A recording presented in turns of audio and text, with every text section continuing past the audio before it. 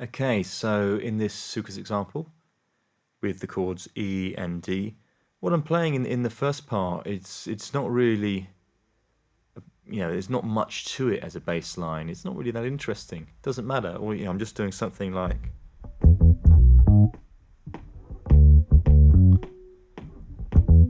You might think this is boring. You might think, you can do something much more interesting than that. And of course you can, but on a vocal section, it doesn't need to be a dominating bass line. You just want something with the chord tones that's accenting the downbeats. You know what I mean, the downbeats. I mean, certainly, usually we say beat 1 and 3 are downbeats, but sometimes just strongly accenting the 1 would be enough. When you have got a lot of space like that, then you can put some interesting variations in which wouldn't work if you were playing a full line, because it would just be too much.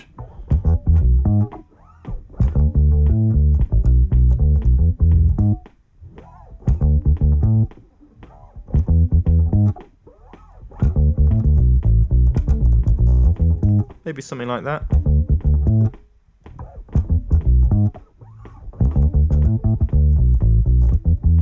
It's not really traditional Congolese, it's just something that would fit the groove that we're doing. So then when I went up high, so the dancing part we call the sebene, okay, S-E-B-E-N-E. If someone calls sebene, that's when the drummer will be moving to the snare, so they might be playing on a hi-hat, like if it was cavache, da da da da da da da da da da da, and then move on to the snare, ga ga ga ga ga ga ga ga ga ga, that sort of thing. And but it's the soukous rhythm would go ba ba ba. Sorry, let me do it with the kick. So the soukous rhythm would go.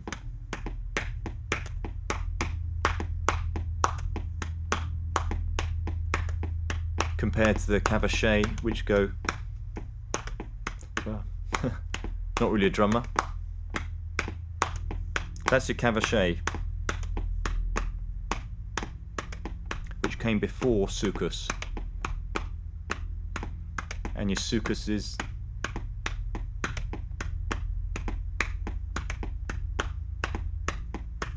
cavache.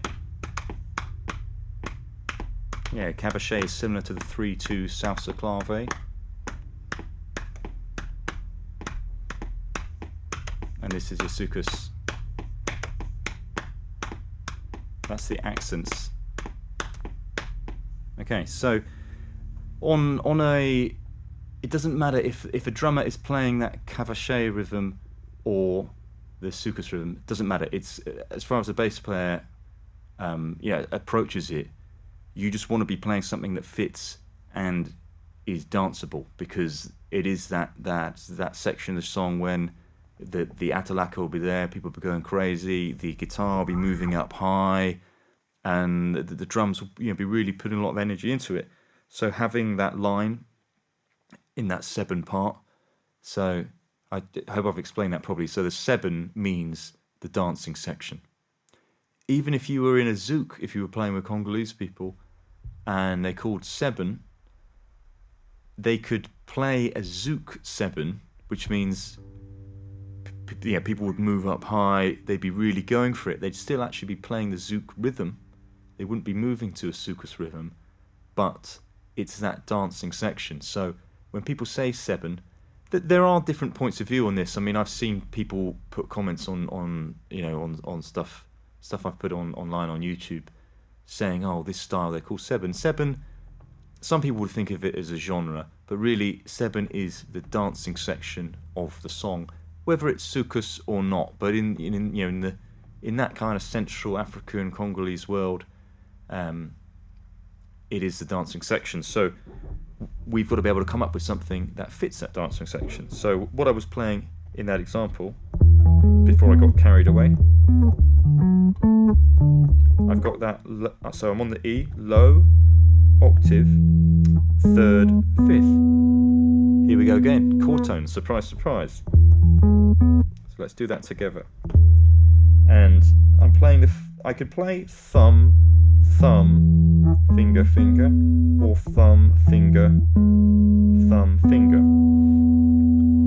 I'll say that again, so I could play thumb, thumb, finger, finger, or thumb, finger, thumb, finger.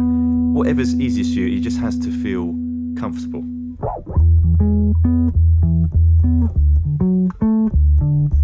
So we've got root, octave, third, fifth, and then we play root, octave, root, fifth.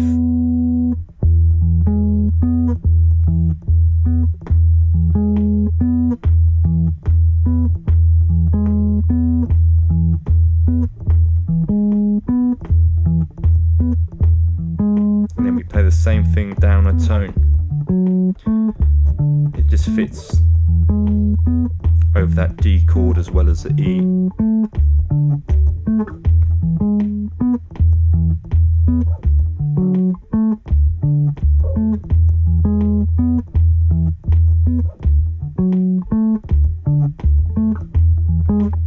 And you know, when we think about the variations on the soukous lines that we were putting in part one of this course,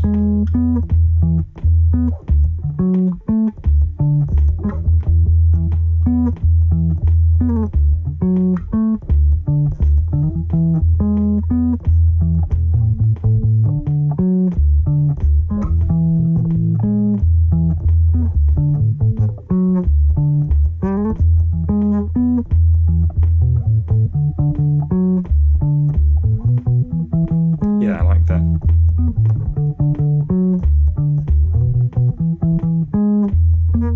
You know, just coming in with that fifth note, but I'm playing it before the start of that chord. So I'm playing the B, which is the fifth of the E, of E major.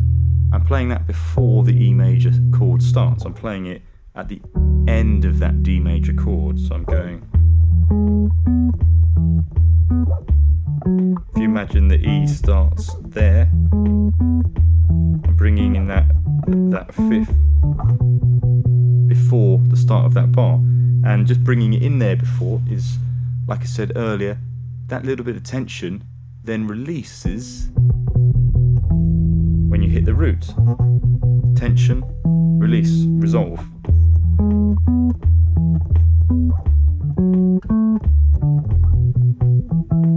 Oh, I didn't quite get it that time.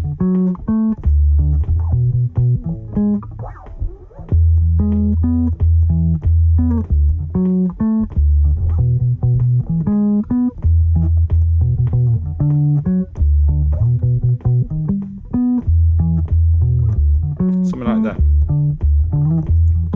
But you know, you have to be strong on that thumb. If you're struggling with this, that's fine. I mean, you know, a lot of people who are new to this will not have used their thumb in that way. Don't let that put you off. Don't let that stop you from learning these bass lines. You can still just play finger style like that.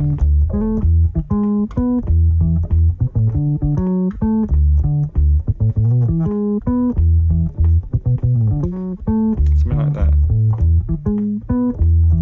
But if you do really want to further the thumb, and yeah, imagine when you first started playing bass with your fingers, you know, you probably couldn't play nice and cleanly, but you learned that, and your fingers developed because it was new muscles, and you worked on that. So if you use that thumb in the same way,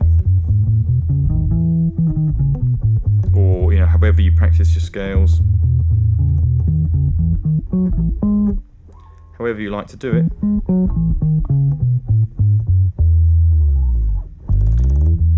the more you do it, you know, if you want to use that sort of Victor Wooden style while you're practicing your thumb, you know, that's a great technique as well. So people don't use it much for African music, but it's something that just might benefit your bass playing, strengthen that thumb just by using it and repeating that. Okay, so you put the backing track on again, and and work on these bass lines and come up with that. Yeah, see if you've got another rhythm that might work. You might think of something else that fits in there.